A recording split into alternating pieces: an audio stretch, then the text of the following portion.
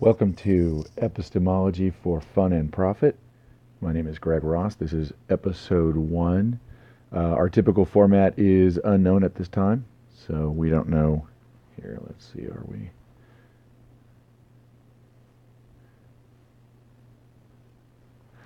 And today, what I wanted to go over is Jordan Peterson's search for a meaning. Specifically, so if you watch dozens and dozens of hours of Jordan Peterson, which some of us have, there's much going on. He's walking a tightrope, and he does make it look easy. He'll tell you that he's being very specific with his word choices. He's walking on the border between order and chaos. He's going out into the chaos, bringing back order for everyone else. And if he's basically looking into the deep, trying to bring back creativity from the unknown. So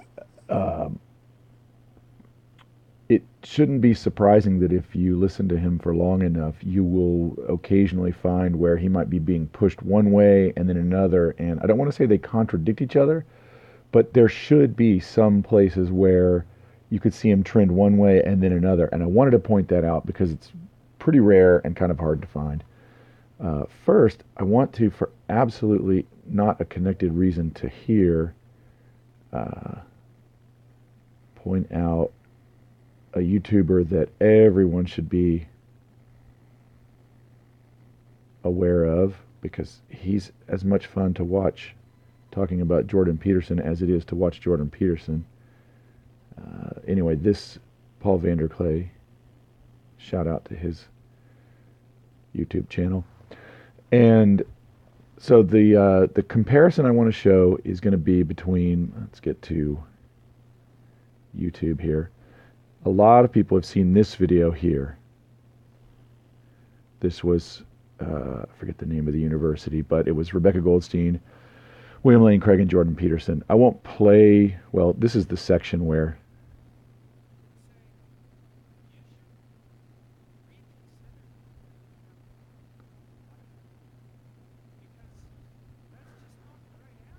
so this is where Jordan Peterson is pointing out the question of is there meaning to life and almost calling the question absurd. He is responding possibly to William Lane Craig, who has already described how in the eventual heat death of the universe, there's not going to be any meaning there unless there's an absolute God, basically is where he's getting to. And Jordan Peterson is saying essentially here, don't tell that to a sick kid in a hospital room or something like that, or in the middle of listening to a symphony. Don't say that there's no meaning if the symphony will eventually stop being played. But now I want to go over to another video. Let's find it. How do we get back to history? Oh, here we go. This one. So it was right around here. Oops. Oh, I've got to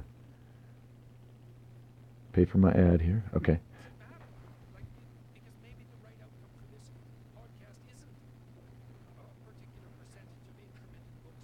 What hour are we at?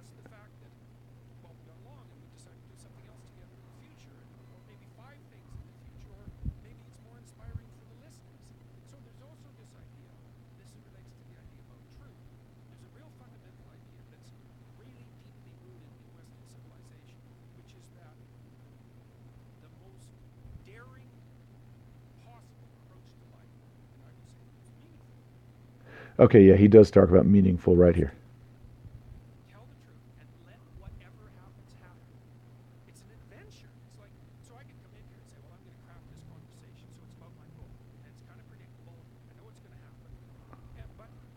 Okay, so I don't want to play too much of the video because you should all go watch it. Essentially, he's about to start right now talking about how meaning can come from actuating potential or taking actions that are using the potential that's in front of you instead of just being expedient. And I just wanted to sort of encourage people that follow Peterson, himself included, or anybody who's where he's at, that you are talking about meaning in potential, and you're describing potential as controlling or predicting or paying attention to the future. And that's the very thing that was sort of, in a more emotional argument, said, not to be where to find your meaning. Don't find it in the distant future. Well, there's not really a difference between that and the future. So I just kind of wanted to highlight that out, get used to doing YouTube videos, and say to everyone, stay tuned. And now I'll go see how well this audio did or didn't work.